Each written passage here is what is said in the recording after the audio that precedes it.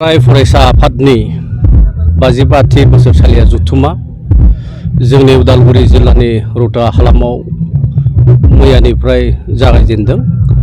दिनै फुंनि हाबाफारि हिसाबै बे जथुमानिनो गुबुन गुबुन साब कमिटिसफोर आरो बे साब कमिटिसफोरनि मावखुलि बेखेवनायनि हाबाफारि फुंबिलिनि जि सम आरो बियो विशेषकरि नैबे जथुमानिनो मेडिकेल हेल्थ केम्प बहाय लकेशन खालामना होनाय जादों आरो बे अफिसखौनो दा बावैसो पान्जाय आफादनिनो आफादगिरि बिटिआरनि EM नील स्वर्गियारि MCLA दिलीप बर' MCLA दीपक बर डक्टर्सफोर लानानै आरो बे ओनसोलनिनो रायजो राजाखौ लानानै बेखेवना होनाय जाबाय। दा बेवहाय गुबुन गुबुन आरो गोजान गोजान ओनसोलनिफ्राय रायजो राजा दाब दाब जायगानिफ्राय सुबुंफोर फैगोन जिहेतुके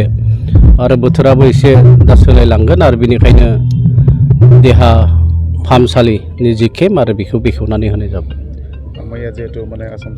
आसामनि गिबि मन्थ्रि बिथाङा फोसावबाय जे बिटिआरनि गामि बारायनायनि बिथांखौ मैया बेखेवनानै होबाय। बे बेलायाव बेखौ जोङो गोसो गोथारै जे बर' हिसाबै बर' फिसा हिसाबै इन्डिभिजुवेल हिसाबै each and every individual as a बर' पिपोल जोङो गोसो गोथारै वेलकाम खालामदों आरो बिथांनि जि डिक्लेरेसन बेयो मोनसे हिस्टरिक मोनसे डे जोंनि खारणे। दिनै 27 जानुवारि 2023 थामहिनबा 3 बोसोरनि सिगां बे एकर्डआव जोङो सहि खालामदोंमोन दुलाराय फरायसा आफाद एनडिएफबिनि मोनब्रै क्लाब आरो इउनाइटेड बर' पिपल्स अर्गानाइजेशन। दा बे बिटिआर एकर्डनिनो दफा 3.1 एक्सटेंशन अफ कन्टिगुआस बर' इनहेबिटेड एरियास। दा फैयै फैयै मैया बियो जि 26 रिपाब्लिक डेआव जोंनि आसामनि गिबि मन्थ्रि बिथाङा डिक्लेयार खालामबाय जे extension of areas up to Gohpur. दा बियो जोंनि बर'फोरनि थाखाय आरो जि इस्युसआनोखि खुब बेक्स मोनसे प्रब्लेममोन, खुब माने जाथावै बे गिदिरथार मोनसे जेंनामोन। खिन्थु फैयै फैयै दुलाराय फरायसा आफादनि दैदेननाय जोंनि बिटिआरनि चिफ प्रमद बर' बिथांनि दैदेननाय आरो गभर्नमेन्ट अफ इन्डियानि honourable prime minister of India माने नरेन्द्र मोदी बिथांनि दैदेननाय नाजानाय आरो अमित शाह बिथां हम मिनिस्टारनि नाजानाय बे गासैबो आरो बर' रायजो राजानि हास्थायनाय आरो अबंलावरिनि लुबैनाय बे गासै आरो जोंनि मुंख्लंफोरनिबो जि माने प्रलं सेक्रिफाइस आरो बिथांमोननि जि सिमां आरो बे सिमाङाबो मैया जि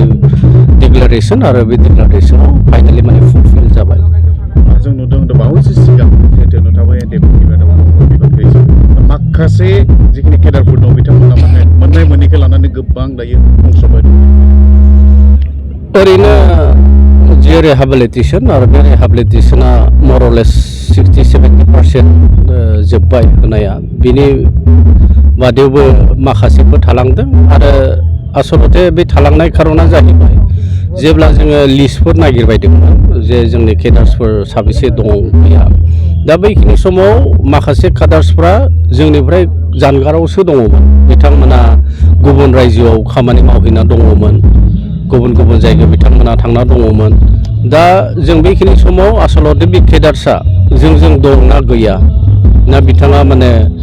आफादखौ गारनानै थांबायमोन नामा नैबेफोरो। दा बिथांमोनाबो मोनसे नैबेबायदि साननाय दंमोन जे एग्रिमेन्टआ जाहैनाय नङा आरो बेनिखायनो गावबा गाव थांना थानायनि मोनसे बेबस्था लामाखौ जोङो निजा बबेयाखै लानांगोन होननानै बिथांमोना आनज्रायनानै दङमोन आसलते गोजान गोजान जायगाफ्राव आरो बेनिखायनो जोंबो सानदोंमोन जे बिथांमोना फैफिननाय नंलिया दां। दा फैयै फैयै जेब्ला बिटिआर एकर्ड जाखांबाय आरो जाखांनायनि उनाव बै जाय बिथांमोनानोखि गोबाव सम जोंजों गैयामोन दिनै बिथांमोना आरो नागिरफिनगोननो जे जोंबो मोननांगौ। खिन्थु जोंजों जाय बिथांमोना दं आरो बिथांमोनाथ' फ्राय मोनजोब्बायानोसै आरो जाखिनि मोनाखै आरो बिथांमोननि मोननायनि बेबस्था आरो प्रसेसफ्राबो जागासिनो दं। इतिमध्य नोङो पुलिस प्रशासना बिथांमोना भेरिफाइ खालामदों। दा स्पेसियेल ब्रान्च गुवाहाटि काहिलिपारानिफ्राय इन्सट्राक्सन हरजोबनाय जादों प्रटेक्ट दा माने डिस्ट्रिक्ट हेडक्वार्टाराव आरो बिथांमोना डिस्ट्रिक्ट हेडक्वार्टारनिफ्राय पुलिस स्टेशनफोराव बिथांमोना इन्सट्राक्सन होनाय जादों। मरलेस दिनै बिथांमोना भेरिफाइ खालामहैबाय आरो जाय बिथांमोनानोखि भेरिफाइ खालामजाबाय जे नंगौ होननानै आरो बिथांमोनानो मोनगोन। बेबायदि आरोखि बिथांमोना बुंबावदों खिन्थु माने पुलिस भेरिफिकेसन खालामबाबो जोंनि मुङा दिनै लिस्ट ओंखारबाय बावैसो बेयाव गैया होननानै बिथांमोना नङा पुलिस भेरिफिकेसन जानाय माने बियो पुरा अफिसियेलि पुलिसाथ' ओरैनो भेरिफाइ खालामा बियो रेकर्ड दं आरो तथ्य पातिफोरा बिथांमोननियाव सौफैनायखायसो हमनानै ला पुलिसा भेरिफाइ खालामदों दा बिथांमोननि मुङानो जुदि गैयामोनब्ला पुलिसा अबे खना खनस्लियाव मा गामियाव सोरनि मुं मा एनडिबि नंगौना नङा जेरै बिथांमोना बोरै मिथिनांगौ जे लिस्ट हिसाबै जिहेतु हेडक्वार्टारनिफ्राय फैदों स्पेसियेल ब्रान्सनिफ्राय आरो बेनिखायनो दिनै पुलिसफोरा बा पुलिस स्टेसननिफ्राय थाङै थाङै बिथांमोना भेरिफाइ खालामहैदों नंगौ नङा आरो बहाय खन्थे जानायनि खुनु बाथ्रा फैया आरो जोंनि बर'फोरनि जि मागो फोरबो जि दमासिनि जि हामलायनाय आरो सनितपुर रायजो राजा ढेकियाजुलिनि रायजो राजा बिश्वनाथनि रायजो राजा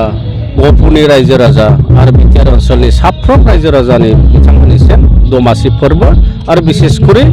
दिनैनि जि दुलाराय फरायसा आफादनि 25थि जि बोसोरसालिया जथुमा बे मोजाङै जाहाथे जाना थाथों बेखिनि समावनो अबंलावरिनि खाथियाव आर'ज गाबनाय थाबाय